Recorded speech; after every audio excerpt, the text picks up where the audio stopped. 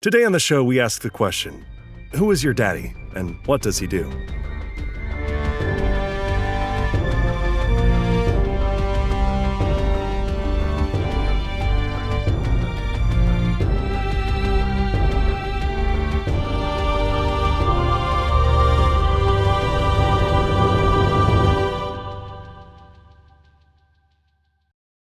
Welcome to Lore Party, the podcast that explores the stories, characters, and universes behind some of our favorite video games.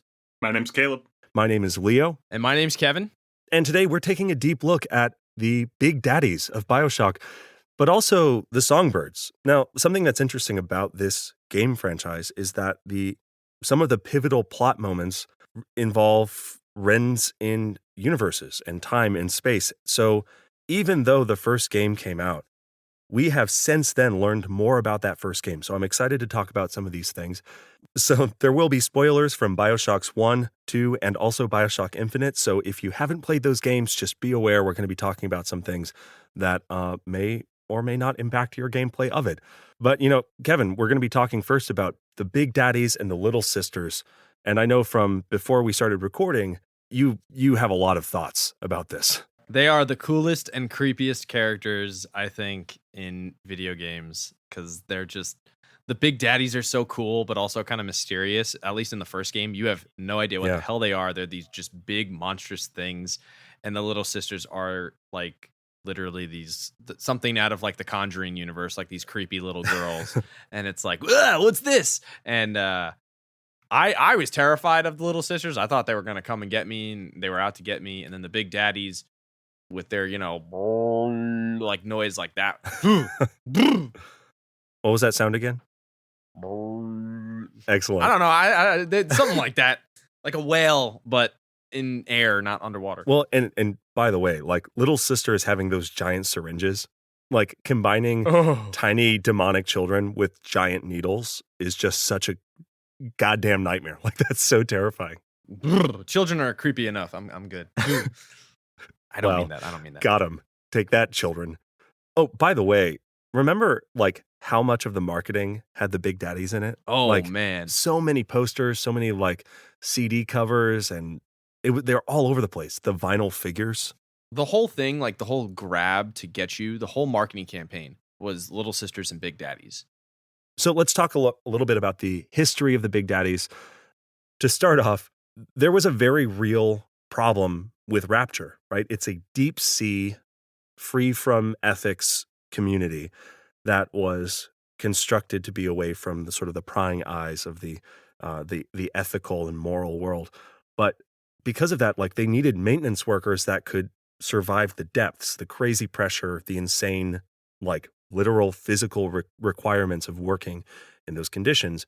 So having discovered Adam, this material that allows you to kind of genetically enhance yourself from these deep sea slugs, they started enhancing these people, these, I guess, initial candidates. They were like these physically fit people who could kind of already handle very intense pressure in terms of like intense, like environmental pressure. Like they were very, very evolved humans. We'll go with that. And so the atom was used to just kind of even more genetically enhance their already high capabilities. Yeah, and ultimately that's what it does, right? Like in the game, we see, of course, these incredible, like you learn to shoot lightning from your hands and all these crazy powers. But initially, it was just enhance people's capabilities. So the early Big Daddies were really just maintenance workers, and there were kind of two fun flavors for people's consumption. There were the bouncers who were drillers. They had the big drills on their arms. Yep. It shows like they're at most of the time, they in the beginning at least, they were they had a multi-purpose like directive, but then that kind of changes after a little while. Oh my God, spoilers. Oh, spoilers, guys. Because originally they were created by, I hope I don't butcher this, Dr. Yi Suchong, solely for just maintenance. That was the whole thing. They all had their different objective of like maintaining the city, building new structures, keeping everything kind of okay. But then Adam kind of became a bigger deal. it was a hot commodity, we could say.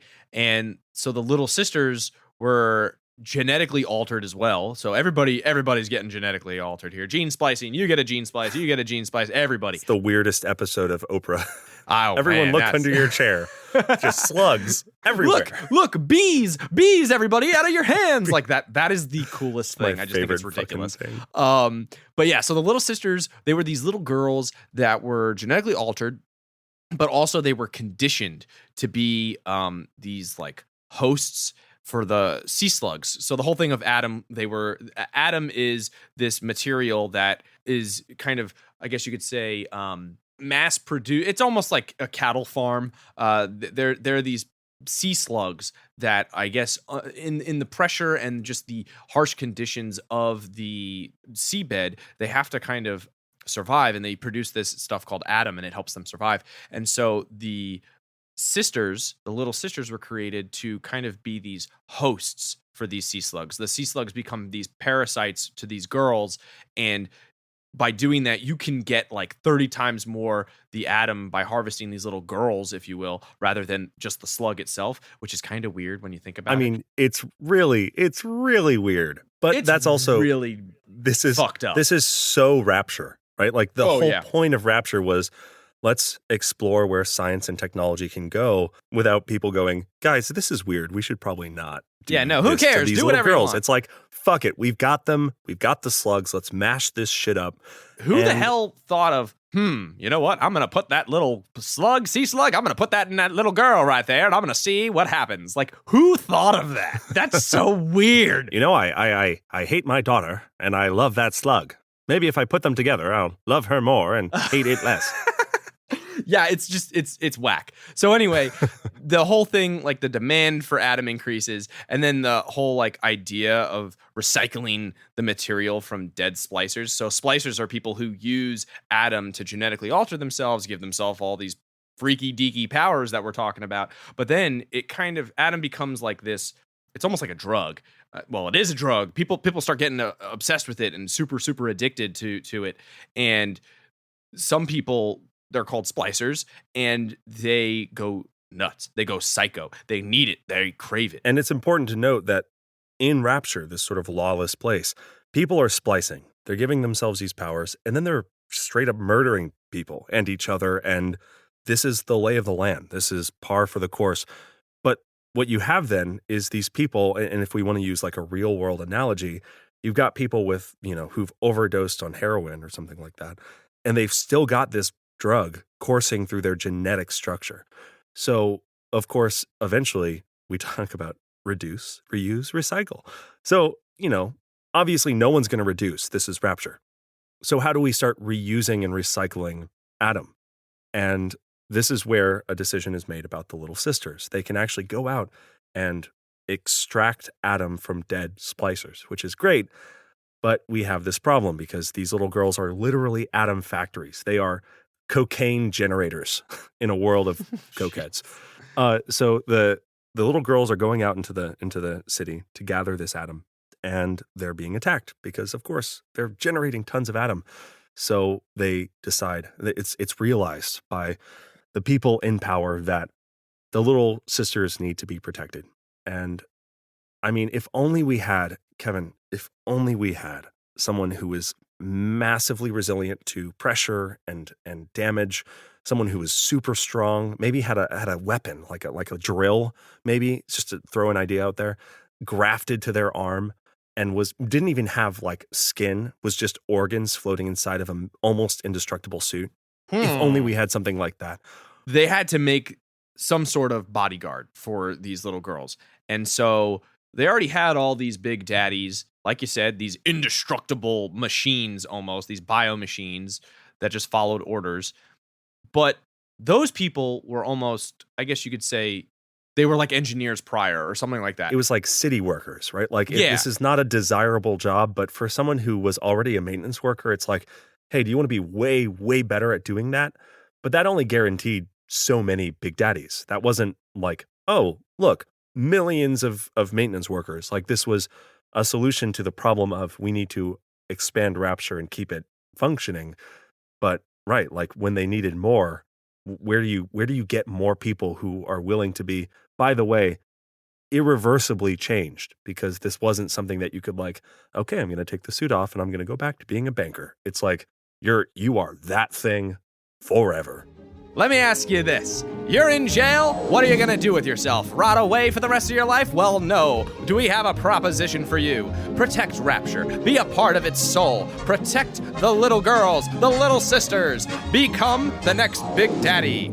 That's it right there. That's how they fucking do it. They take all the people from jail and they say, hey, do you want to not be in jail anymore? Do you want to like do something? And then also like, you're going to be like fucking invincible. You want that? Yeah, let's give it to you.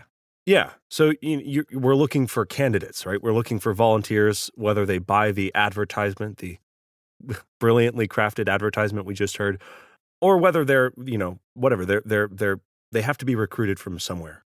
Basically, someone in charge said, don't worry about it. I'll have candidates for you. I'll have volunteers. They're going to be so willing. Now, we're throwing volunteers and candidates there heavily in air quotes, right? So everybody knows. Right. We're talking about prisoners, political dissidents, which when it comes to, and then like criminally insane people, on some levels, I'm impressed, because in a world like Rapture, you have to figure out what you're doing with the people who no longer fit within society, right? Like, you can't just have more citizens. It's a closed system. So a solution that says, we're going to take this person who could literally like blow a safety hatch and drown a quadrant of people. We're going to take this person and make them a productive member of society against their will. Is that ethical? No, but it's like pragmatic and practical. The idea of taking political dissidents, like, oh, what was his crime? Well, we just don't agree. So let's melt him into a tank of organs and condition him psychologically to do exactly what I tell him to do. It's almost for like the whole prisoner aspect. It's almost a form of like rehabilitation, but like forced rehabilitation. And it's like, you're a piece of shit. You just, you tried to kill these people. You tried to do X, Y, Z, all these terrible things. You're in jail. We're going to make you into a productive member. You don't get to choose. It's just going to happen. But also, some of them are given a choice. Some people who may be in jail for other reasons, but not maybe a violent reason. But the thing is, it's almost like an indentured servitude kind of thing. Right. Like, you kind of get to live again freely, both words in super heavy air quotes there, because really you're not living at all. You get taken over, if you will, by the society. You are like the physical embodiment of what this society has created.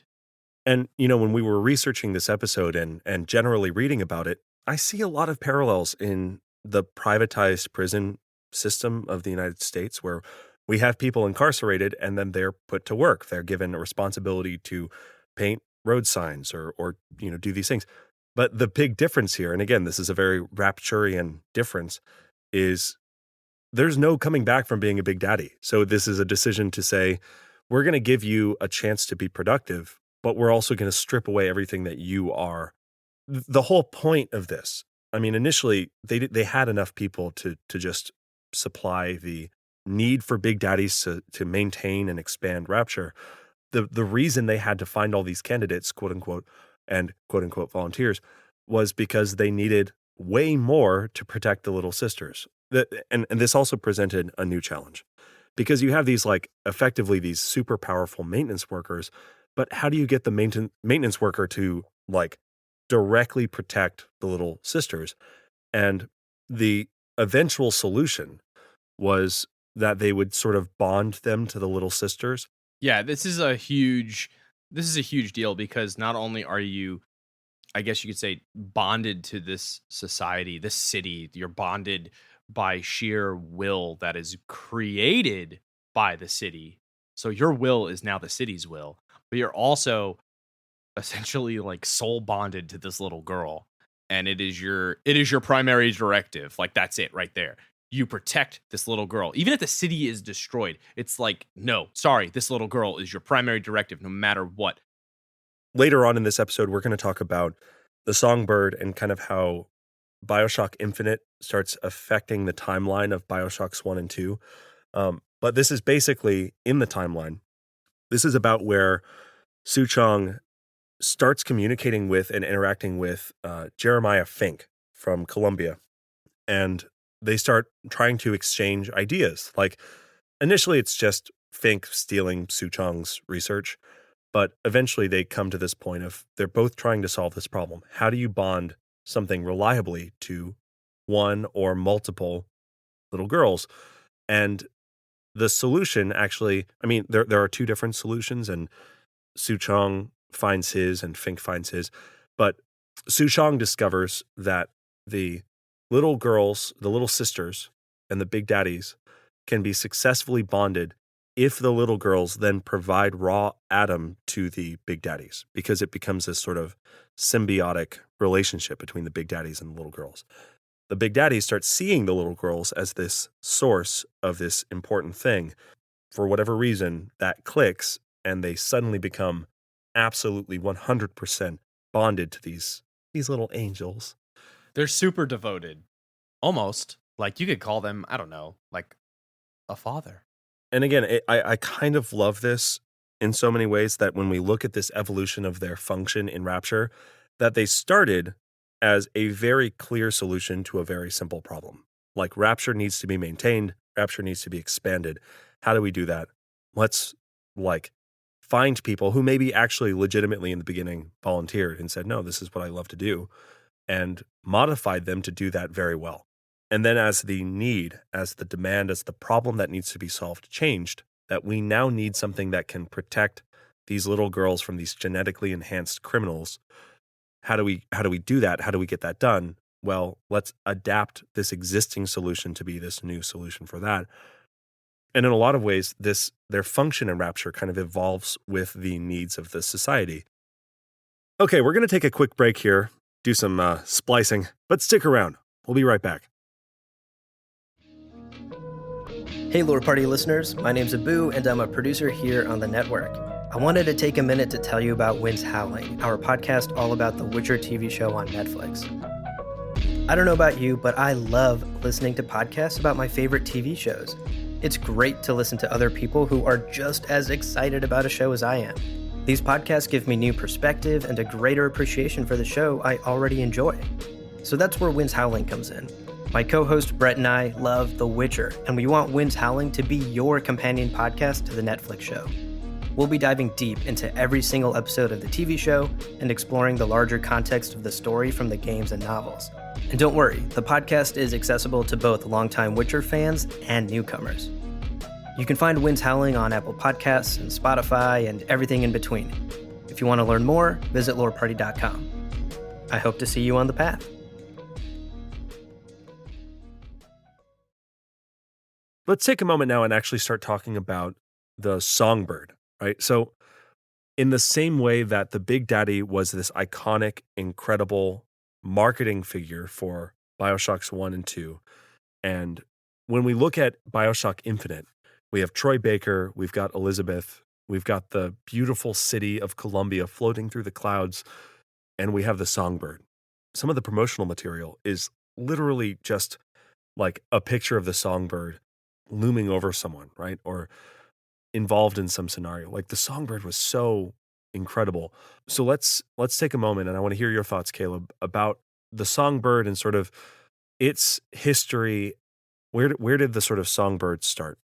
Because they're different dimensions, the timelines are a bit different, but the Songbirds are actually in a universe based off of the Big Daddies. Even though Rapture doesn't exist in Columbia's timeline, the kind of interdimensional portal viewing allowed Jeremiah Fink from Columbia to witness the construction of Big Daddies and get a hold of some of their blueprints.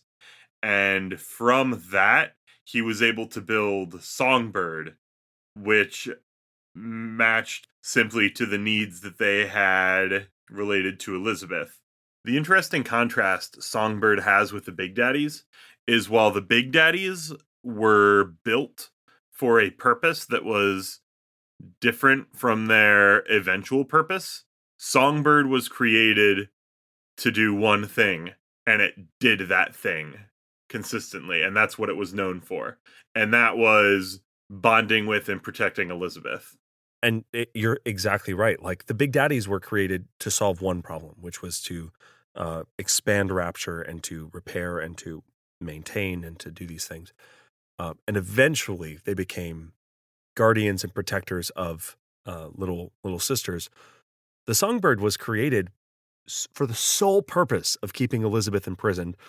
But again, just like with Su Chong, they were having trouble figuring out how to bond the Songbird to Elizabeth. And, when we look at there's actually some really interesting, in some of the DLC that came out after the initial game, there was this exploration of how do we bond animals to humans. And so they tried like gorillas and their similarities of humans, and they tried dogs, and they tried these different animals.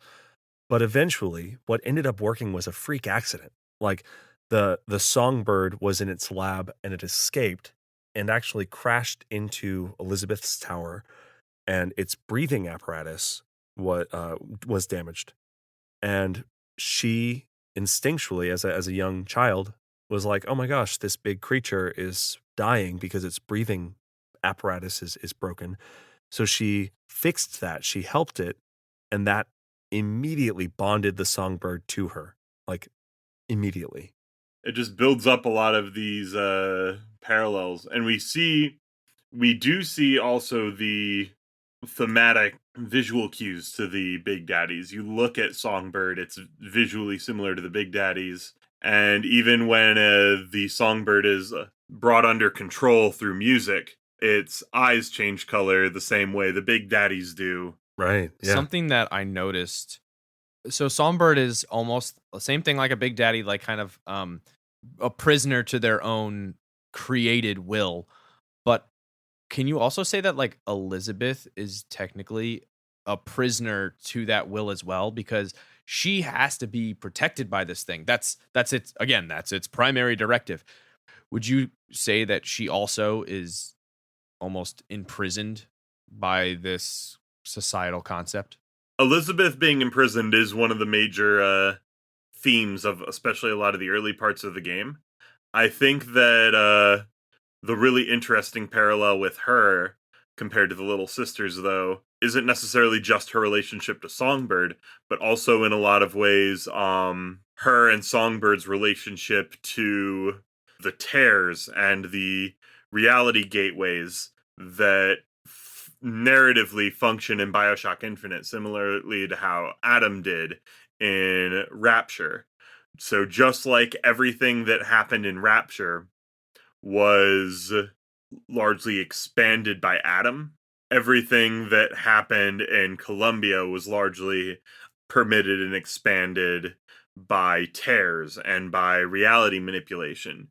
So it's really interesting that just like Big Daddies eventually bonded to the source of the thing that allowed them to be created, eventually Songbird, even though through a separate sequence of events, eventually bonded himself to the person who was connected to the thing that allowed him to be created. Right, because Elizabeth creates tears. But I really like your question, Kevin, because the Little Sisters, they are through pheromones bonded to the Big Daddies to be kind of in their crazy, twisted perception of the world, to see them as these sort of protectors and these father figures. Elizabeth was never like tricked into seeing the Songbird as something that it wasn't. So when you meet her, she's like, oh, hey, yeah, there's this thing and you should probably run because it's going to kill you. Like, it's kind of, but she still understands it as sort of an ally to her, but whose protection of her is like borderline psychotic, It's interesting. That is one of the big differences, because the Little Sisters and their relationship to the Big Daddies is crafted by the people who created both of them, versus Elizabeth is this sort of, she is a prisoner, but her relationship to the Songbird was an accident, and in a lot of ways is very clear-headed, like is very determined by her relationship to the Songbird and its role in her life. It is technically keeping her captive, which makes it sort of an antagonist, but it will also protect her from fucking anything, which is kind of a nice superpower to have. You've got this massive beast which is willing to protect you. And again, like her sympathy towards it isn't conditioned. Her sympathy towards it is her own. Right. It's her choice, right? And that's a very, very interesting point. The other interesting thing that I really like about what Songbird says to the relationship built by Big Daddies is that it's also a demonstration that while Big Daddies were largely enhanced by Adam and affected by Adam, they were not themselves directly caused by Adam, if that makes sense. Like, Songbird is what a Big Daddy would be in a world where Adam didn't exist. Interesting. So you're saying, like, because Big Daddies were created partially by Adam because that was part of their conditioning, but it wasn't because of Adam. They were created to solve a problem that wasn't related to Adam. It was related to the world. Versus the Songbird was created because of a girl who can rend reality. Like, the Songbird was created because of Elizabeth, who is sort of the sea slug of Columbia. The Songbird is proof that Big Daddies as a concept are independent from the Little Sisters, because the Little Sisters are inseparable from Adam and what it was to Rapture. The Little Sisters is how Adam was created. Their significance and their purpose was all about Adam. Big Daddies were not. Big Daddies were a product that was adapted. And I think Songbird is further emphasis of that. The fact that while Little Sisters don't exist in Columbia because Adam doesn't exist in Columbia, Big Daddy, in a way, does through Songbird. Well, that about wraps it up. We hope you guys enjoyed this episode. If you did, please take a second to rate and review us on Apple Podcasts. It really helps us grow the show. And be sure to connect with us on Instagram and Twitter at lore_party. Thanks for listening, and we'll catch you guys next time.